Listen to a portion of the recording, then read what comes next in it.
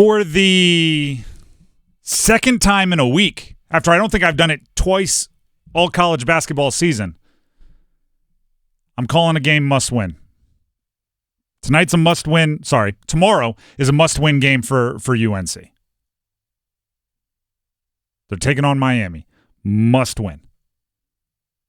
The good news is, shouldn't be too much of an issue for them because Miami's the worst team in the ACC. But that's part of the reason why it is must win. UNC has to be on a 6-game winning streak heading into the Duke game to end the regular season. They've already won four straight. You can argue about the competition level. Can't argue with the facts. 4-0 in their last 4. They have Miami, then Virginia Tech. If they go 6-0 in those 6 leading up to Duke, you can start spinning narratives. You can spin the narrative that they've clicked. You can keep the, they figured it out narrative alive. Even if you lose to Duke, by the way, you can do that because it's acceptable to lose to one of the top 2 teams in the country. But that's it. You can't lose to these others and pretend like your bad losses in the past or your lack of certain quadrant victories. Hey, that was before we figured it out. You can't argue that if you lose to Miami. You can't argue that. So you have to continue to do whatever's worked over the last 4. Hubert Davis, on Hubert Davis Live, his show, the head coach of UNC, talked about how proud he is of his team for ignoring the chatter. Probably the thing that I'm most proud of is, them staying the course and staying connected. And, at times it's hard to do that, especially when things aren't going the way that you want them to go.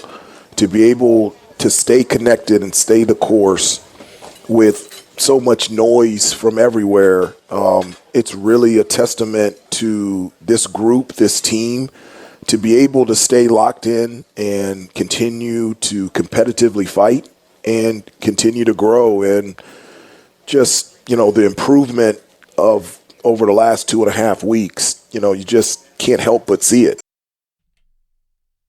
That's all good. That's all good and well. It only matters if you finish it out. And the whole did it click, right? Because that's the other question, right? If I sit up here and I say something, a switch was flipped, right? If that's the narrative you're trying to spin, the next question is, well, what did you learn? I said this earlier in the week, I think, may have been last week. It's hard to explain, but sometimes just individual players start playing better. Jaylen Withers could be a story of the ACC tournament and a story of the rest of the year. I went and did a breakdown. I'm going to give you some stats here. Just know that Withers is a player who, at the beginning of the year, there was like 3-4 guys, and one of them had to step up as a post player for UNC and become a level better than they had been in the past for this roster to work. We were aware of that, right? It could have been Washington, could have been Withers, maybe one of the incoming freshmen, Van Allen Lubin. There was an obvious need for a big guy to make a leap, and it hadn't really happened, and that's became one of the stories. Over the last 4 games, look at how much Withers has improved. He's appeared in 29 games this year, which means there were 25 games to start, and then the last 4 during this 4-game win streak. In the first 25 games, Withers averaged 4.3 points and 3.4 rebounds. 4 and 3, if you're rounding. During the 4-game win streak, the one that they're currently on, that you would argue the switch was flipped, 13.5 points per game and 6.5 rebounds per game. Now, small sample size, right, can be skewed by one big performance here or there. But when you are tripling your scoring output and essentially doubling your rebounding output and adding, by the way, I didn't mention this, he went from 15.3 minutes per game in the first 25 to 23.5 minutes per game in the 4. When you are just adding all of that, playing efficiently, knocking down threes, defending well, rebounding well, that is what UNC needed. That at the beginning of the year, we would have told you if one of the big guys played that well, we would have been cool. Right? That makes you the leading rebounder on the team. That makes you you don't got to be all ACC, but it gives you a formidable big guy that can play and can stress the opposing team. If he can keep that going, then they are a different squad. It's a big if.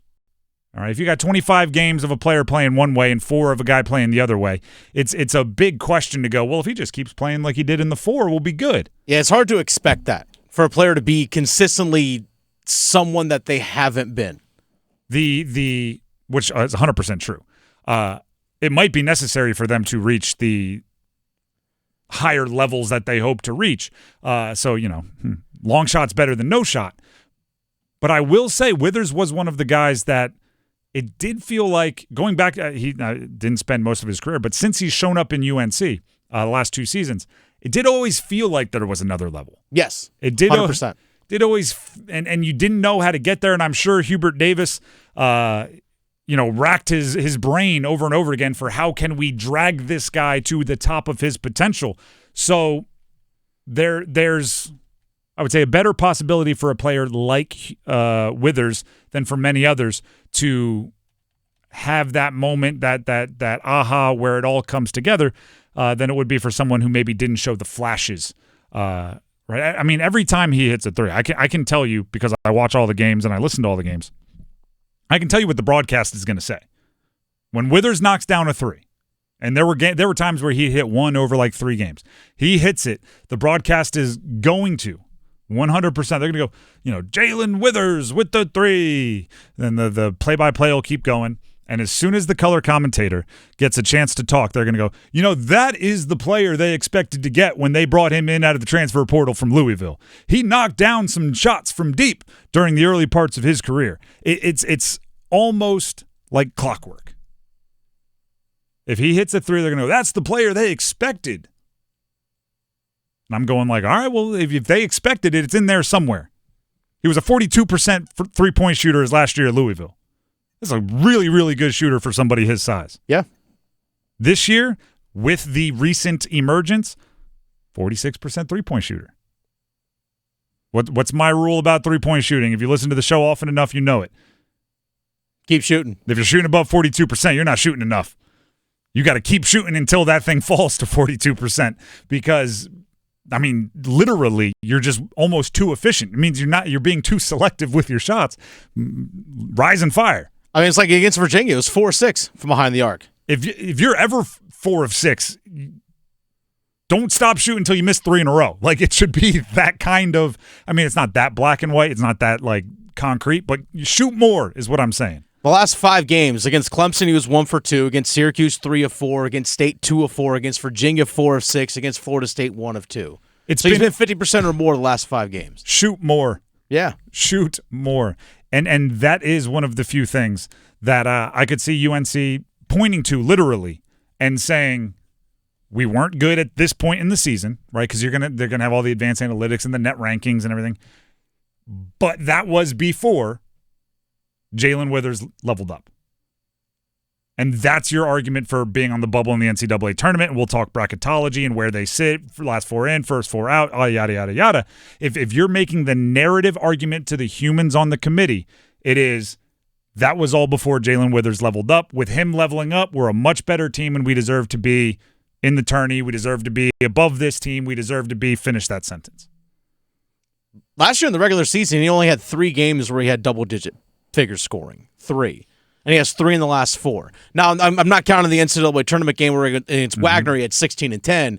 It was great in that game, in that first-round game. And everyone was kind of like, whoa, where's this Jaylen Withers been? If you look at the beginning of the year, this year, they opened the season against Elon. He had a double-double. He had 10 and 10. The next game against Kansas, if you remember, they had that furious comeback, ended up losing by 3. He had 11 points, 9 rebounds. And that's when everybody was still high on UNC, right? Thinking, okay, they're a top 10 team. It'd been a long time since he had a game like that, and then he's brought it up in the last 4. And that game against Kansas, he was 3 of 5 shooting from behind the arc. I don't really know why they got away from it so much. I know he had some tweaked little tiny injuries and things. I don't know why they got away from it so much. Obviously, he wasn't playing at the level that he is now. But if he's figured it out, that's the thing UNC can build off of. In addition to, I like some of their perimeter players, and in addition to Van Allen Lubin being a gritty, undersized post, like there's not the only thing they have, but that's one of the secret sauces for UNC. And Miami is a game where he can continue to build on it because Miami's dead last in the ACC for a reason. Don't want to call it a get-back game, a get-right game, but hey, it's the closest thing you're going to get in the ACC, especially if Matthew Cleveland doesn't play like he didn't play a couple games ago.